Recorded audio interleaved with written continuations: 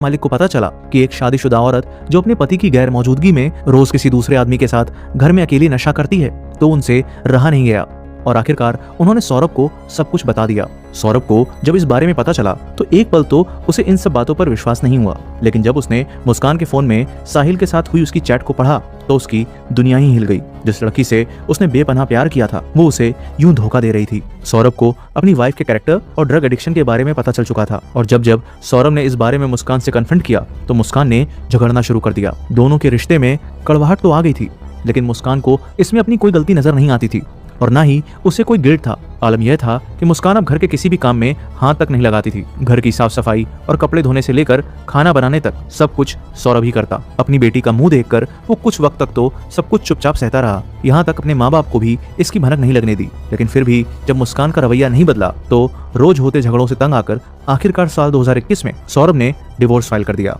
सौरभ मुस्कान को छोड़ना चाहता था, लेकिन मुस्कान के माता पिता ने उसे समझाने की कोशिश की। उनका कहना था कि शादी में तो उतार चढ़ाव आते हैं और अगर थोड़ा समय दिया जाए तो सब कुछ ठीक हो सकता है।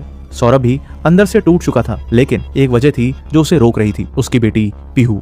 वो नहीं चाहता था कि डिवोर्स का असर उसकी बेटी पर पड़े। इसी वजह से उसने एक और बार इस रिश्ते को बचाने का फैसला किया। शायद वक्त के साथ सब ठीक हो जाए, शायद मुस्कान बदल जाए, शायद यह रिश्ता एक नए मोड़ पर आ जाए। लेकिन जिस वक्त के साथ सौरभ उम्मीद लगा बैठा था वही वक्त उसकी जिंदगी के अंतिम दिन गिन रहा था, जिसे वो एक नई शुरुआत समझ रहा था। वो असल में उसकी मौत की एक ऐसी साजिश थी जो इंसानियत को भी शर्माने पर मजबूर कर देगी।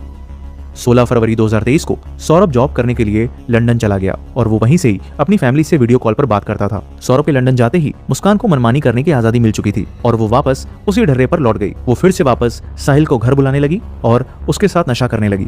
मुस्कान की ये सभी हरकतें ज्यादा दिनों तक आस पड़ोस मोहल्ले में किसी से छुपी नहीं रही और ये सारी खबर सौरभ तक पहुंच भी जाती। वो जब जब इसे लेकर मुस्कान से बात करता, उसे डांटता, उसे समझाने की कोशिश करता तो वो उल्टा सौरभ से लड़ने लगती और कहती कि तुमको मुझ पर विश्वास करना है तो करो और ना करना हो तो भी मुझे फर्क नहीं पड़ता। यहाँ तक अपने इस रवैये को जताने के लिए उसने अपने इंस्टाग्राम के बायो में यही लिख रखा था, आई लव माई सेल्फ। दुनिया मेरे बारे में क्या सोचती है मैं माइंड नहीं करती, मैं वही करूंगी जो मैं करना चाहती हूँ और मुझे कोई रोक भी नहीं सकता है। इन्हीं सब में 2 साल गुजर गए और नवंबर 2024 को सौरभ ने मुस्कान को खबर दी कि वो अगले साल फेब में घर वापस लौट रहा है। सौरभ के घर वापस आने की खबर मुस्कान को परेशान कर गई और उसे लगने लगा कि अब उसकी मनमानी, उसकी आजादी सब चली जाएगी। ना अब वो बेरोक टोक साहिल से मिल पाएगी और ना ही उसके साथ नशा कर पाएगी। इसलिए उसने यह इरादा कर लिया कि अब वो अपनी इस मुसीबत को जड़ से मिटा देगी और इसी के बाद मुस्कान ने सौरभ के मर्डर की प्लानिंग शुरू कर दी। मुस्कान ने साहिल को भी इस प्लान में शामिल किया, लेकिन जिस तरह से उसने साहिल को इस जुर्म का हिस्सा बनाया था